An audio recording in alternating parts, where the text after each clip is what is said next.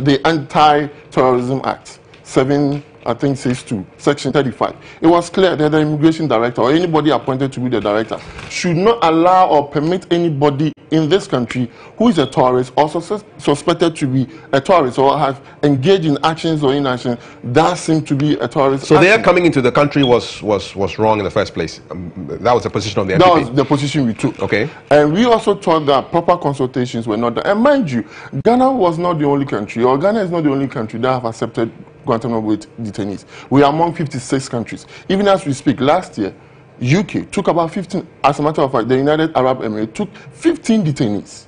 So we are not saying we were not supposed to take them, but we believe there were supposed to be proper consultation. And even our constitution was violated because Article 75 of the Constitution, 1 and 2, was clear that the president needs to have a proper consultation with Parliament to decide when he is going to an agreement with another nation. That's the position. So we had two positions, that these people were a threat to our nation because they were tourists, and two, our laws were violated. And that's the position we have been taking ever since. And clearly, when you look at what has come out, for me, we were deceived. We were lied to. The ex-president and the NDC administration was not sincere to the people. They were made refugees by a decision in July of 2016. Yes, and 6 months after they came to the country. Do you know what is ironic and what is sad? Even when they came in, after they had come in, the Ghana government did not know that these people were on a high risk alert. But you can't say that. Further revelation, and on one of your stations, Star Morning, the then Minister for Foreign Affairs was interviewed, Hannah Tete, and was told and was asked, are you now aware that these people, according to WikiLeaks, that they were on a high risk? She said, okay, she admits, she accepts that the revelation might be true, the report might be true, but they are going back to the US government for proper consultation. And let me tell you something. When you read a report, not even on WikiLeaks, but Wikipedia, you realize that indeed these people are a threat to America as a country and its allies. So we have held the position, and I appreciate people's concern that, okay, you said you send them back. Now the people are here. We cannot just do that. Can we send them back? We can, but not now. We are tied. We are found in a situation where sending them back might dent our international... And where do you send them to? That's the issue. Because you can't send them to the USA. And we can't send them to Yemen. Because Yemen, genuinely, there's a war, civil war going on. So genuinely, they are refugees. That's a fact. But we are saying we were given a raw deal. We were not told the truth. Because sometimes, yesterday I was on another TV station, one of the member of parliament, NDC parliament, was saying it's a matter of national security. We don't need to go through all the processes and make it public. It's not true. It's not true. The issue of releasing Guantanamo Bay detainees to other countries, it's not a matter of national security and, that should be shrouded in secrecy. It's a matter of public opinion, and it's out there for everybody to know. So for us, as a people, a Ghanaian first, I believe the NDC administration, John Mahama administration, deceived the people of this country. Let me put that concern to Mr. Amuashia. That's right. Your administration deceived Ghana. You brought high-risk people into this country. They were supposed to stay here for 2 years. 6 months into their term, you made them refugees, and now you basically tied the hands of the new administration. Those are the claims. How do you respond to that? Kafu, let me say good morning. Morning. First of all, to you. Secondly, to your wonderful team. They've been so wonderful. And to our cherished viewers as well as listeners. You see, the gravamen of the whole issue has to do with the duplicity of the Nana-Addo-led MPP administration. In other words, they lied. In other words, they've not been very consistent. They've shown double standards in terms of dealing with this Gitmutu issue.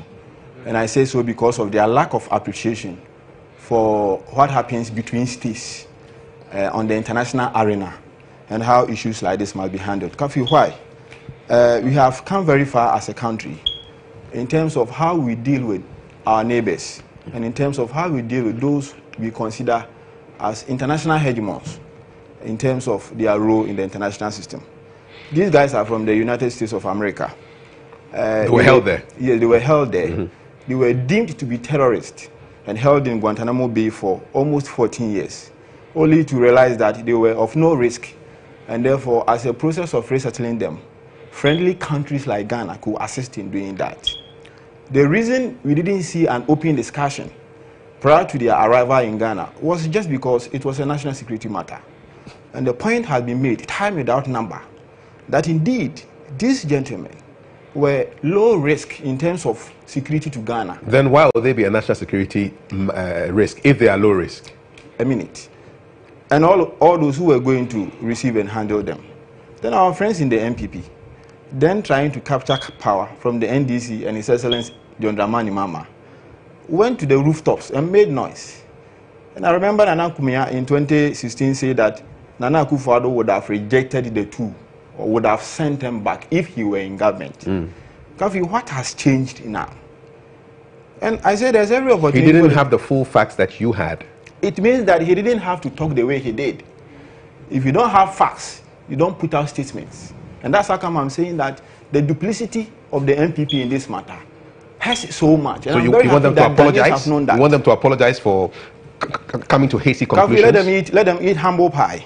Let them come back to Ghanaians and say, we didn't have the information and that we are very much sorry.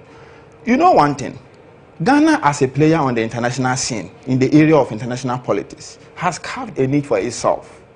And I'm saying that our decision, His Excellency John Dramani Mahama's decision to accept the two, was only to accentuate the fact that we have been hospitable, we have been humane to people like this. And Kafu, you recall that in those days, even Christian bodies and some clergy came out and chided His Excellency John Dramani Mahama and the government of the NDC for taking that decision. Now today the MPP makes a point, then I get surprised by the points my brother has made. It only shows how reality has come to check the MPP in this matter.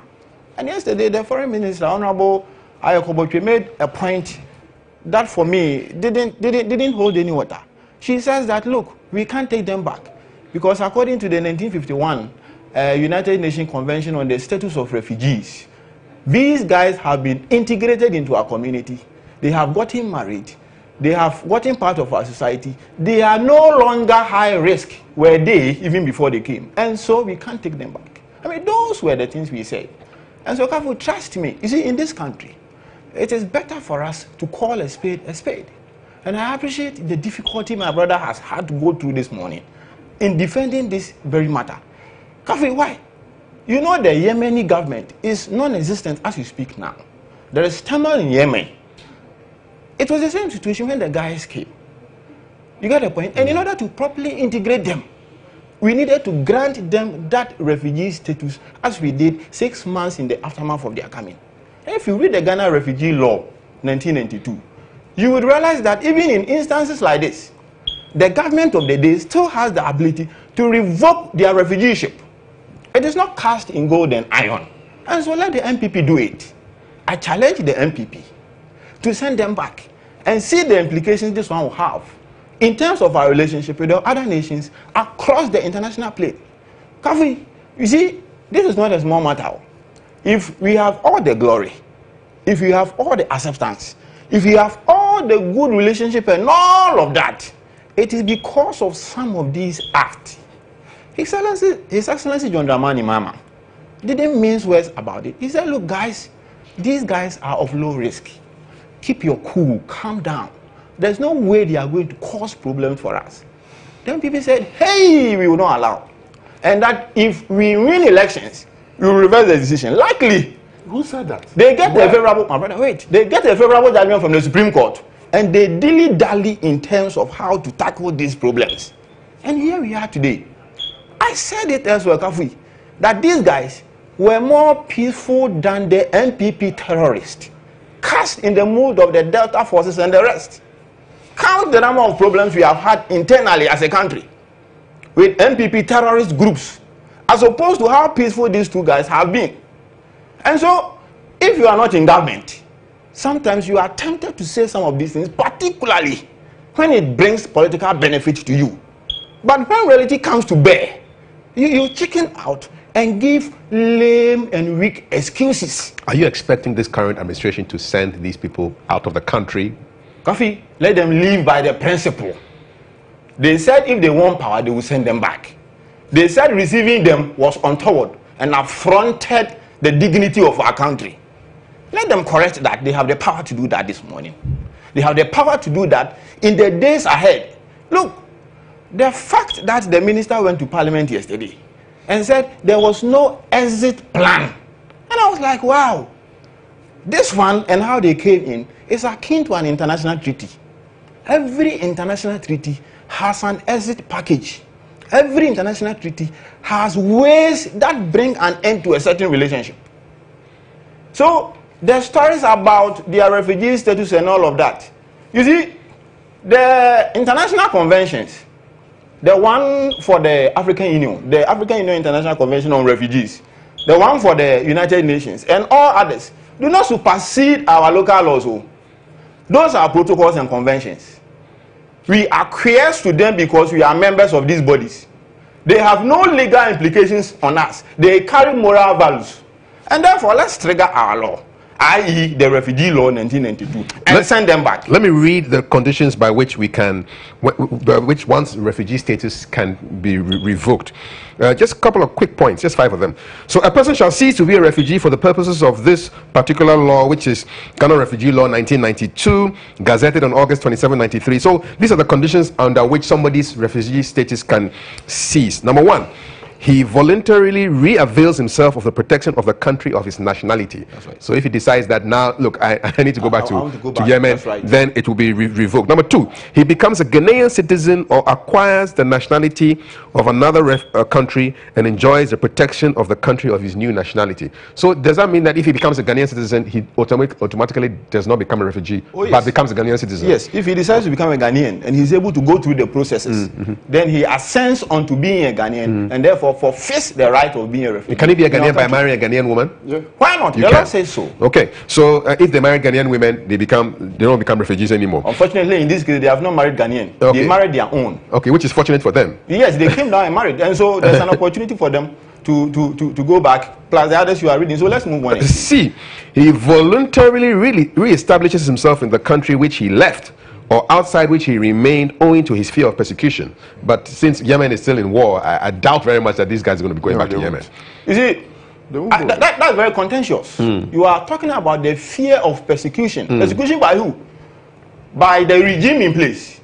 The fact that there is war in Yemen, even though affronts their dignity and their security back, doesn't mean that the government might persecute them. I mean, let's draw a line between them. That's a decision they have to make themselves. I have not said that's not a decision they can make. No, I'm just it's saying. Only to accentuate the point you made, so that we can clearly accept that. 4th point, he can no longer, because the circumstances in connection with which he was granted a refugee status have ceased to exist, continue to refuse to avail himself of the protection of his country or nationality, except that this paragraph shall not apply to a person who satisfies the refugee board that he has compelling reasons arising out of previous persecution for refusing to avail himself of the protection of his country of nationality or refusing to return to his country of habitual residence. If I had the opportunity, lawyer talk, I'll ask the MPP one question. How different are the conditions under which the two came, and how different under the conditions now? If we're able to juxtapose that, we will arrive at a better conclusion and expose their double standards in this matter. Let me answer that. You see, clearly you are refusing, I don't know, deliberately or, there are issues being raised here before and now. Before, what happened? We were told a lie. What was a lie? Let me tell you. There's never been any lie, my brother. Speaking to Ni Adeklek on the Morning Star Friday, Foreign Affairs Minister Hannah Tete said the WikiLeaks risk assessment report on the 2 individuals were not made available to the Ghanaian government in the year-long discussion with the U.S. over the freed inmates. Even the government of the day at that time did not have the full fact with regards to these 2 detainees. And you were expecting the opposition to have the full fact before they make a statement. Please, you were talking, I kept quiet. Make your point. That's 1. 2, we were told a lie clearly that these people were low risk at the time they were being brought into the country, but they were not. They were high risks? They were, according to the WikiLeaks report. And the then Minister of Foreign Affairs even accepted it partially. Then they will now have to go back to the U.S. to have a full understanding of this situation. We never heard anything. Was a high risk at the time of their arrest 14 years ago, or at the time that they were being brought to Ghana? At the time, let me tell you one thing.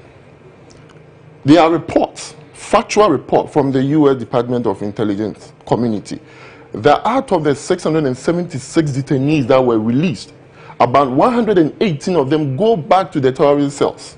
That's a fact. So the fact that they've been there for so many years does not mean when they come back, they are not a threat.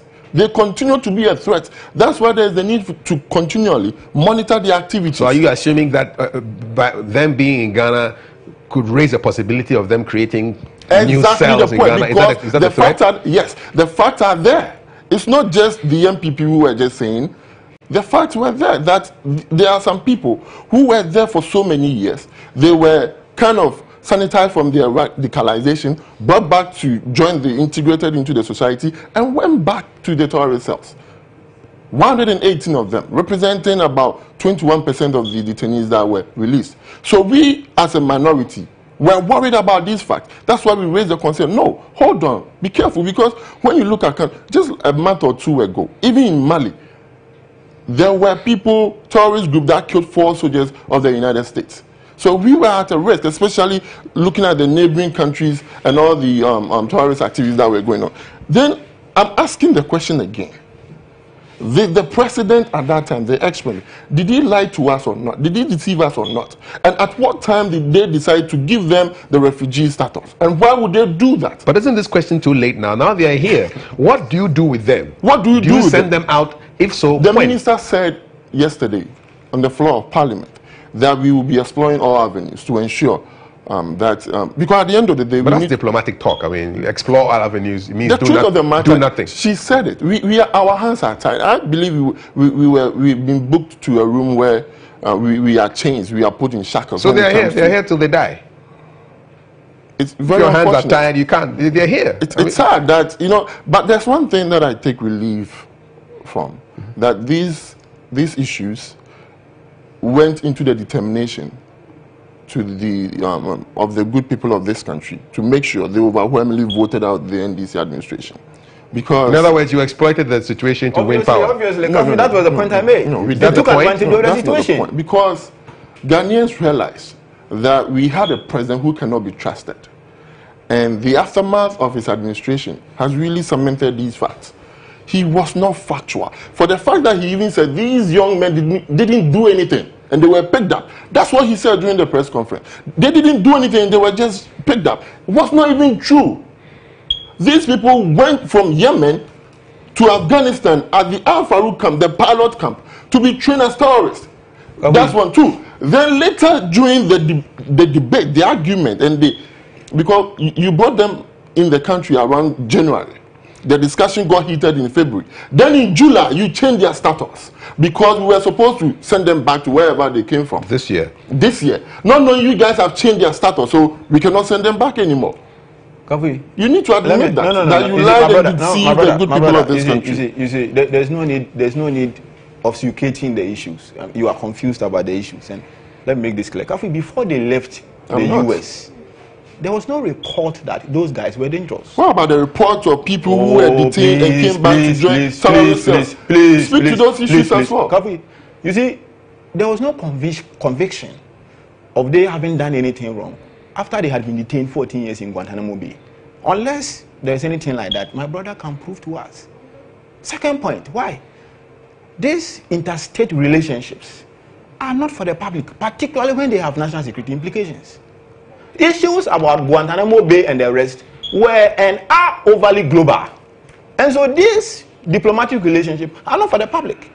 If you remember, Honorable Anatete, who made that point, was very succinct when she made this point. That look, this agreement between us and the United States government is an agreement that is shrouded in national security, and that we needed to be very careful about it. Yesterday, I listened to the former Deputy Attorney General, Dr. Dominic Ayine, when he spoke on this matter. He said he saw the document in the presence of her boss, of his boss, and that no other person was privy to the document, isn't it? Why? If the MPP government, then in opposition, wanted to know, they would have been able to know. But just like he said, they were not prepared to avail themselves to the needed facts in that document and went to town for political advantages. Today, he wants to blame the NDC for having tied the hands of this country. What can't a government do? What government cannot do is to change a man into a woman and a woman into a man. Why did the administration make them refugees? I have alluded to this earlier on. The only way to properly integrate them into our community was to give them that status. Do you agree with that? Absolutely. They would have done same. Hold on. What do you mean? Please. Ask me a question. No. Kafi, they would have done same. What else would they have done? Kafi, what else would they have done? I'll bring you. No. What else would they have done? I gave a preamble. If you listen, we said we wouldn't have taken them at all. You see, this MPP regime must clearly understand the dynamics of international politics. They will have to. This thing Ghana did has always inured to our benefit on the international plane. And if you ask me, others say that it has actually exposed us to threats from terrorists. No. I have already told Ukafi this morning that if we have had terrorists, we have seen them in the form of invisible forces, Delta forces, and the general insecurity in our country. Do a measurement of the state of these guys, their activities in relation to peace, and go and do a separate one of the activities of the NPP terrorist groups in relation to our peace and our security. Let me bring Kofi in. Kofi. So clearly, Kofi, don't bring Kofi in yet. Kofi now admits. This is my show. No, it's your show. Don't bring me yet. He now admits that clearly they misled Ghanaians. They lied to Ghanaians. They did not tell us the truth. They took undue advantage of an otherwise international situation that needed to be held as such. Clearly, it's like that. So 28 years ago, Ghana accepted Liberians here and gave them refugee status. Are there not parallels with, because they couldn't have gone back to their country because of the war that was going on? Are there similarities with this particular situation for these two people to be given refugee status so they can stay in Ghana in peace and conduct their business? Kafui, my friend here understands the issue, but he's trying not to really appreciate. I don't know why you are struggling. Because hold on, I don't know why. You know, I'm not struggling this morning. No, I have let me go on, please. One, we are talking about laws. Yes. We are a country governed by laws. And by law, these guys are refugees. They can't go anywhere until their refugee status is given. So that's why I am surprised that my friend here will sit here. Oh, what can't a government do? So what do you want us to do? Just send them back? No, but you know the refugee law. I kept quiet. It's not casting gold and iron. Here, please. Can we have made that point? Now you're ready. Let it come. The refugee law. We'll give you time.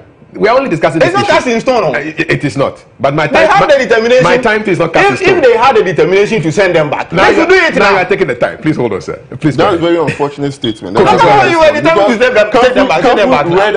Read out what the conditions will be if you want to send them back. Have they fulfilled any of these? Oh, come on! You are not talking about conditions. Guns were not put to our heads. Obama didn't put a gun to the head of John Mahama to take the detainees. It was diplomatic. It was, it was a request that we could have accepted or denied. But the president did not do that. He thought unilaterally he can make that decision. And that decision was wrong because the Supreme Court of this country determined that his decision was wrong. Why are you not accepting this fact that what the president did, no matter how diplomatic, how you think will be seen in other circles of the world, was wrong? Admit that first and foremost. Secondly, you also need to admit that we were deceived. And the concerns that have been raised by the MPP, or that were raised by the MPP, were legitimate. The facts are there. Whether they were low risk or high risk, there's a fact of possibility that detainees have gone back to the terrorist cells. Now he was asking, what would we have done?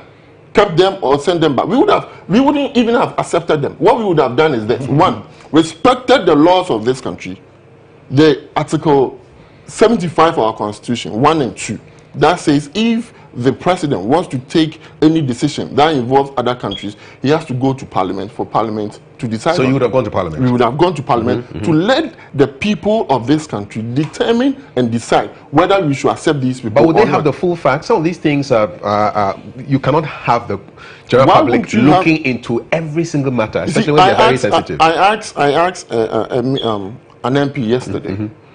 They have subcommittees that maybe foreign affairs, legal or security matters that they can go in camera and have discussion with. Then they can, because at the end of the day, when it comes, yes, we went to Parliament. Okay. We met with Parliament and they made a decision. But you didn't do even as a government, you did not have the full facts. So your conclusion is that the President Mahama made a mistake in bringing them in, and then the people of Ghana were lied to. That's your conclusion. What's your conclusion, sir? Oh, that obviously is pedestrian. We're wrapping up. I'm saying that the MPP on this matter has lost principle. 2, I mean, they've shown clear hypocrisy in this matter. 3, they should come back to Ghanaians and tell them, we made politics out of it. We didn't know this is how it was. Forgive us, we are sorry. You know why? When His Excellency John Dramani Mahama decided to accept the role to make Ghana the centerpiece for fighting the Ebola problem, you remember what the MPP said then? Again, he was berated, he was chided, and he was said all manner of things. Eventually, it gave us an international mileage. And so clearly, when the MPP is in opposition, they will behave like what they did. When they come into government, then reality checks on them. Then they will be giving these lame excuses. Unfortunately, my brother has been given this morning. But Ghanaians will sit out there and know that clearly, these are not people we can trust our country into. Again, I insist, yes, sir, that Mohamed Adubi and Mohamed Benatef, the two Gitmotu guys, have been more peaceful than the MPP terrorist groups in Ghana now. Thank you very much, Ambrose Amua Ashia, former District Chief Executive, Upper Dentra West. That's where New Obuasi is. That's where New Obuasi is. Which New Obuasi is one of the communities in about 120 communities. Are people still afraid of going to that place? The last time I went there, life had returned to normal. And everybody was going about their normal business. I may be going there this weekend. Do they feel But I promise I'll come and take you to New Obuasi. I really want to go there and have a conversation with the people there. They don't feel stigmatized by what happened last year? Not at all. I think that the stigma is dying away with time. And eventually, as you move along, we will shed ourselves off that tag. Thank you very much, sir. Thank you, Kofi. Thank you, Kofi Yamiao speaks for the NPP, and Ms. Ambrose Amuashia was a former DC for the Upper Dentura West area of the Central Region. You're watching GH Today. We come back with a conversation on cervical cancer, but it's still Throwback Thursday. And here comes Book Back. Enjoy. Santa Maria. Hey, boy. Like your friends say